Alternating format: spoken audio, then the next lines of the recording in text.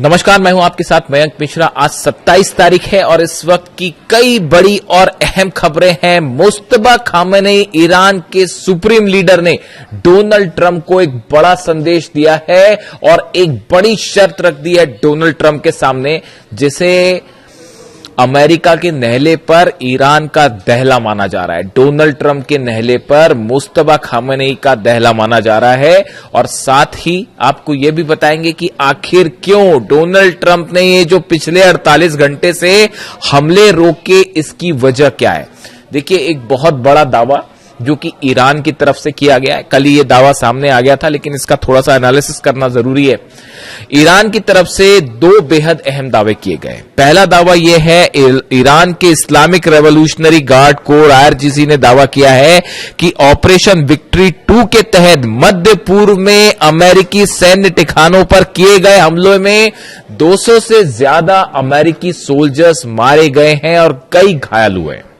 ये बहुत बड़ा दावा है जो ईरान ने किया। देखिए, जॉर्डन पर जो हमले हुए, कुवैत पर हमले हुए, बहरीन पर हमले हुए, इराक पर हमले हुए, यहां पर सीधा सीधा अमेरिका के बेसिस को निशाना बनाया गया और बेहद सटीक हमले किए गए। फतह 2 से हमले किए गए, फतह 110, जुल्फिकार मिसाइल से हमले किए गए, सेजिल मिसाइल से हमले किए गए और ये तीनों मिसाइल्स का कोई जवाब ना तो पेट्रियट के पास था, ना थाट के पास था। अमेरिका के डिफेंस सिस्टम की धज्जियां उड़ गई, चीथड़े उड़ गए। हमने आपको यही दावा किया था। देखिए, हम कैजुअलिटी के बारे में कोई दावा नहीं कर रहे, लेकिन हमने एक और दावा किया था। मैंने खुद ने आपको यह दावा कर बताया था कि जो खबरें हैं, जिस नेचर की स्ट्राइक करी है, जिन मिसाइल्स की स्ट्राइक की है, जिस प्रिसीजन के साथ स्ट्राइक की है, उससे लगता है कि अमेरिका के कई जेट्स तबाह हुए हैं, खासतौर पर जॉर्डन में। और अब ईरान की तरफ से भी यही दावा किया जा रहा है। ईरान कह रहा है कि साहब, जो हमले किए उसमें 11 तो फाइटर जेट अमेरिका के तबाह हो गए। जॉर्डन में जो फाइटर जेट के बेस पर हमला हुआ था, वो मिसाइल ठीक उस हैंगर के ऊपर गिरी थी जहां पर फाइटर जेट्स खड़े थे अमेरिका के, वो तबाह हुए हैं। कुवैत में बड़ी जो है वो तबाही हुई है। कुवैत में भी जो फाइटर जेट के हैंगर थे वो तबाह किए गए। अब ईरान दावा कर रहा है कि हमने 11 अमेरिका के फाइटर जेट्स तबाह कर दिए हैं, जिसमें F-15 फाइटर जेट शामिल है, एक P-8 है, इसके अलावा C-17 ट्रांसपोर्ट विमान है, वो शामिल है और 8 से ज्यादा जो है रिफ्यूलिंग टैंकर शामिल है। मतलब ये आंकड़ों को अगर आप जोड़ लें तो ये अच्छे खासे नंबर हो जाएंगे। देखिए, ये पिछली बार भी हुआ था इस तरह से कि हमने कहा था आपको कि 30 से ज्यादा प्लेन्स तबाह हुए। अमेरिका के नंबर्स जो है वो 42 निकल के आए और अब देखिए ईरान के ये दावे हैं, इनको लेकर सैटेलाइट इमेजेस भी सामने आनी शुरू हो गई हैं। इतनी आसानी से डोनाल्ड ट्रंप पीछे नहीं हटते। ये जो हमले हुए, उसके पीछे की एक पूरी कहानी है कि आखिर क्यों डोनाल्ड ट्रंप ने ये हमले रोके, हम उसका भी जिक्र करेंगे।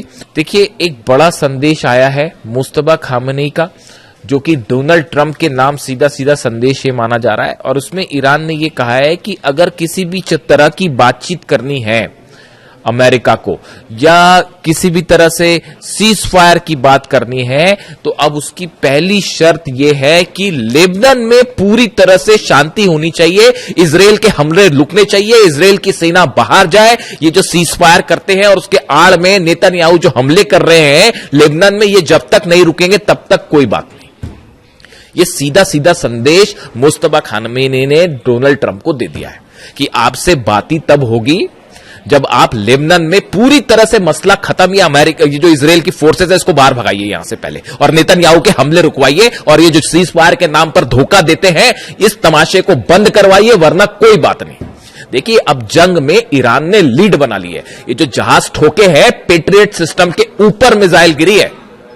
ये तमाशा रूस भी देख रहा है, चीन भी देख रहे हैं और हंसी उड़ाई जा रही है डिप्लोमेटिक सर्कल में कि ये अपने बड़ा दम भरते थे पेट्रियट और थार्ड का, ऊपर मिसाइल मारी गई है। साहब, सीधी सीधी मिसाइल्स गिरी है, पेट्रियट और थार्ड सिस्टम तबाह हो गए और इतना बड़ा नुकसान हुआ। इस जंग का सबसे बड़ा नुकसान हुआ, यही वजह है डोनाल्ड ट्रंप पीछे हटा है, वरना पीछे नहीं हटता। बैठक होती है व्हाइट हाउस में, मैं आपको एक वीडियो में पहले भी बता चुका हूं। व्हाइट हाउस में बैठक हुई, पीट हेग्सेट शामिल थे उसमें, डैन केन्स शामिल थे, अमेरिका के तमाम अधिकारी शामिल थे। उसमें बताया गया कि जो नुकसान हुआ है और कैसे पेट्रियट और थार्ड सिस्टम मिसाइल्स खत्म हो रही है, सिर्फ 900 मिसाइल्स बची है अमेरिका के पास। एक महीना में सिर्फ 20 मिसाइल बन पाती हैं, और जिस तेजी के साथ ईरान हमले कर रहा है तो उसमें तो एक महीने के अंदर पूरा डिफेंस सिस्टम ही खत्म हो जाएगा। इसलिए रुके ये हमला करने से। और दूसरी चेतावनी आ गई है ईरान की तरफ से कि नेटो के जितने बेसेस है सबको ठोका जाएगा, चाहे वो तुर्की में हो, चाहे इटली में हो, चाहे जर्मनी में हो। मैं आपसे उस पर चर्चा कर चुका हूं, इसलिए इस पर बात नहीं करूंगा।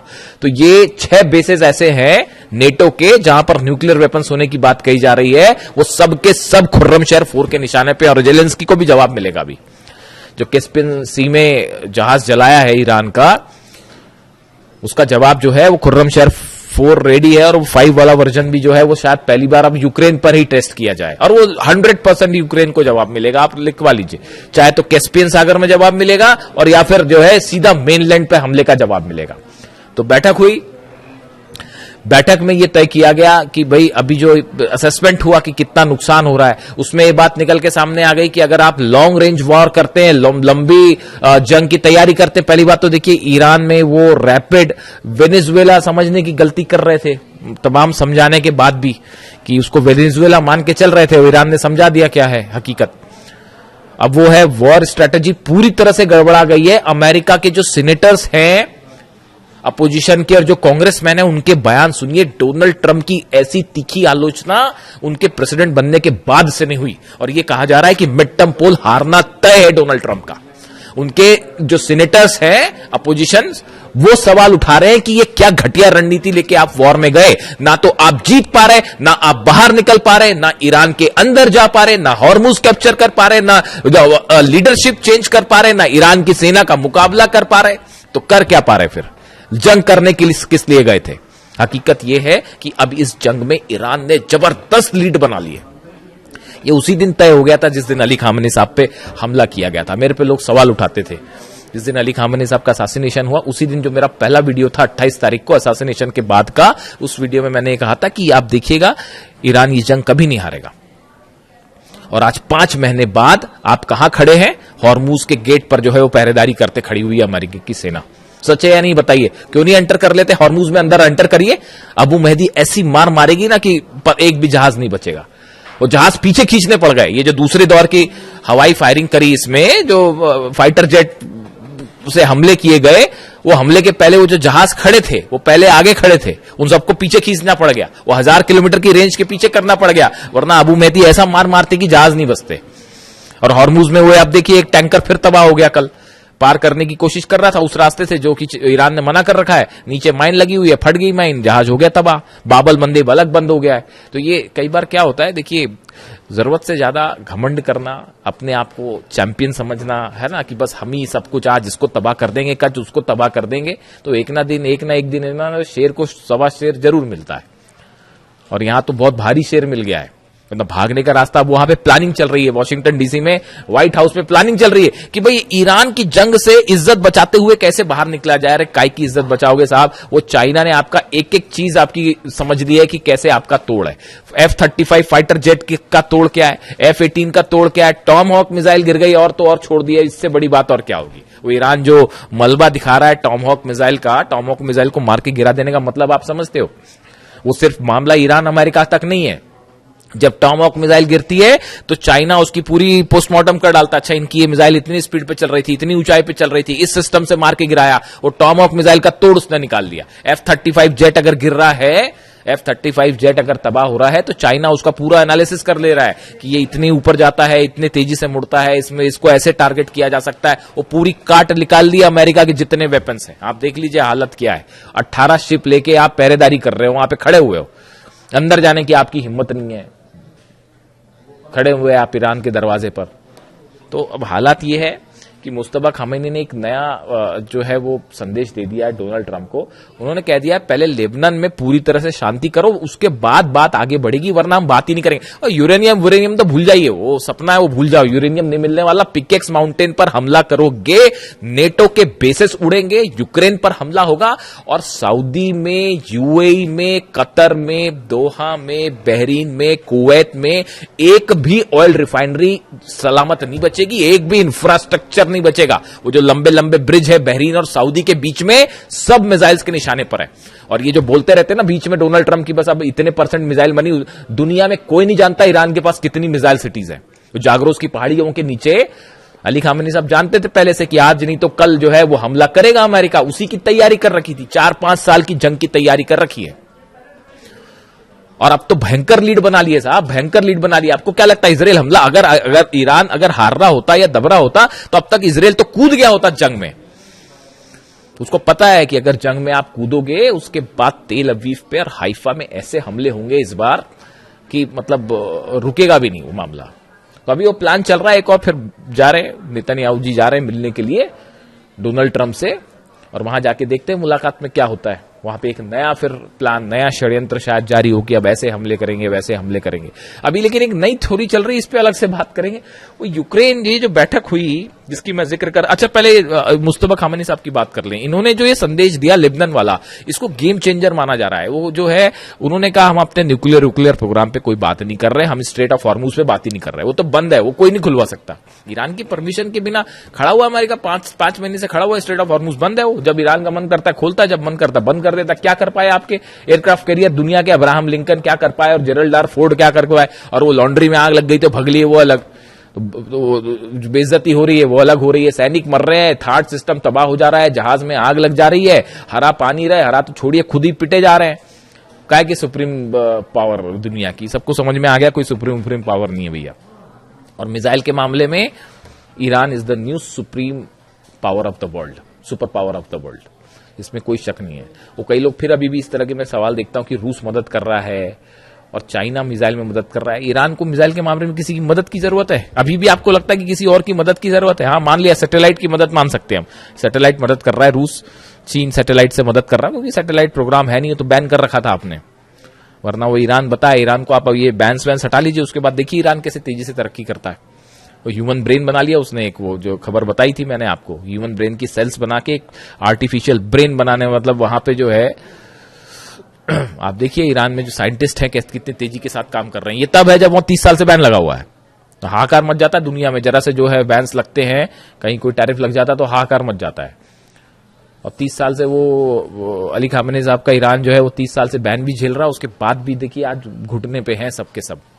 तो अब इन्होंने मुस्तफा खामेनी साहब ने बड़ी प्लानिंग के साथ मामला पूरा लेबनान पे शिफ्ट कर दिया है। और इसका मतलब यह है कि न्यूक्लियर प्रोग्राम पर कोई बात नहीं, बाद में देखा जाएगा, और हॉर्मुज पर कोई बात नहीं, बाद में देखा जाएगा, खोलना है नहीं खोलना, बंद करना क्या करना है। पहले लेबनान में आप ये जो तमाशा चल रहा है लेबनान में हमले करने वाला, इसको बंद करिए पहले, उसके बाद ही आगे बढ़ेगी बात। अब डोनाल्ड ट्रंप ने डिसाइड करना है क्या करना है, यानी फोकस। अब देखिए कहने का मतलब यह है, ये खबर अहम इसलिए है, ईरान ने मन बना लिया है कि अब इनसे जो भी बात होगी नहीं होगी, करना है नहीं करना है, ईरान अपने टर्म पे डिक्टेट करेगा, अपने टर्म पे डिक्टेट करेगा। कोई बात अमेरिका की नहीं मानी जाएगी, ना उनके वो जो बीच वाले हैं बात करने वाले, ना उनकी बात मानी जाएगी। वही होगा जो ईरान तय करेगा, जो अहमद वाहिदी तय करेंगे, और अहमद वाहिदी वही तय करेंगे जो खामेनी साहब बता के गए और जो कासिम सुलेमानी साहब बता के गए। वो कासिम सुलेमानी साहब की जो स्ट्रैटेजी है ना, उसी से जॉर्डन ठोका जा रहा है, और उसी से कुवैत ठोका जा रहा है, उसी से थार्ड और पेट्रियट ठोके जा रहे हैं। इसीलिए नहीं डरते थे डोनाल्ड ट्रंप कासिम सुलेमानी से कि अगर कासिम सुलेमानी होते तो पता नहीं क्या हो गया होता। खुद डोनाल्ड ट्रंप ये कहते हैं पता नहीं कितनी तबाही मचाते हैं, और सही कहते हैं। खैर, तो अब हालात ये है कि डोनाल्ड ट्रंप के सामने नई शर्त रख दी है लेबनान वाली। दूसरी तरफ ये बड़े बड़े जो प्लेन गिराने वाले दावे हैं, इसमें थोड़ा सा टाइम लगेगा सामने आने में। बाबल मंदेब जो है वो पूरी तरह से बंद है, क्लोज्ड। ईरान ने हुतीस की मदद के लिए बैलिस्टिक मिसाइल ड्रोन्स का एक बड़ा जखीरा तैनात कर रखा है यमन में, खासतौर पर बाबल मंदेब के आसपास। और लगातार जो है वो लड़ाई चल रही दोनों तरफ से। आपने देखा ही कल यमन में किस तरह से हमले हुए, और सऊदी लेड फोर्सेस और हूती के बीच में आमने सामने की जंग शुरू हो गई। कई गाड़ियों को आग लगा दी गई। जिस तरह से ऑयल रिफाइनरीज पर सऊदी पर हमला हुआ, पूरी दुनिया देख रही है। सबसे बड़ी जो आपकी जो ऑयल रिफाइनरी है अरामको, उसकी एक यूनिट पर जिस तरह से मिसाइल्स गिरी हैं, बैलिस्टिक मिसाइल, पूरी दुनिया देख रही है किस तरह से यानबू में और दूसरी एक जगह जो है वो हमले हुए, और उसको कोई नहीं रोक पाया। तो अमेरिका तो फेल है ही पूरी तरह से, वो अपनी रक्षा नहीं कर पा रहा, तो सऊदी की रक्षा क्या करेगा। और ये प्लान चल रहा है, देखिए प्लान चल रहा है। खुद नहीं लड़ सकते तो बोले क्या एक नया मोर्चा खोल देते हैं, यूक्रेन को लड़ाओ ईरान से साहब। हथियार हम देंगे वहां लड़ना ताकि हमारे बेस पे हमला नहीं। आपने क्या समझ रखा है ईरान को और क्या समझ रखा है अहमद वाहिदी साहब को? यूक्रेन हमला करेगा तो वो क्या जॉर्डन पे हमला रुक जाएगा? अहमद वाहिदी साहब ने, जो मेरे पास जो जानकारी है, ईरान की सेना ने, आईआरजीसी ने अपना टारगेट तय कर रखा है, पूरे अरब से अमेरिका को बाहर निकालो, ट्रंप की सेना को बाहर निकालो, उसके बाद देखा जाएगा। इस टारगेट के साथ काम कर रहे हैं। और डोनाल्ड ट्रंप की कोशिश जो यूक्रेन वाला है उस पर अलग से बात करेंगे।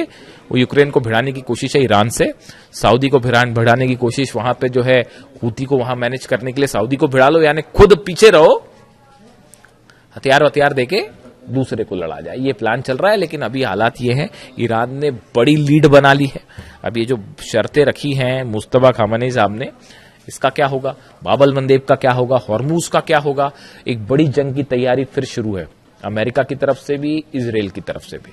इजराइल की एंट्री भी जल्दी हो सकती है, अगले 1 से 2 दिन में 30 तय हो जाएगी कि मामला जंग की तरफ, बड़ी जंग की तरफ। ईरान जान रहा है कि हमला होगा, आज नहीं तो कल फिर से हमला होगा। किस रूप में होगा ये देखने वाली बात है। जो भी अपडेट होगा आप तक पहुंचाऊंगा। Thank you so much.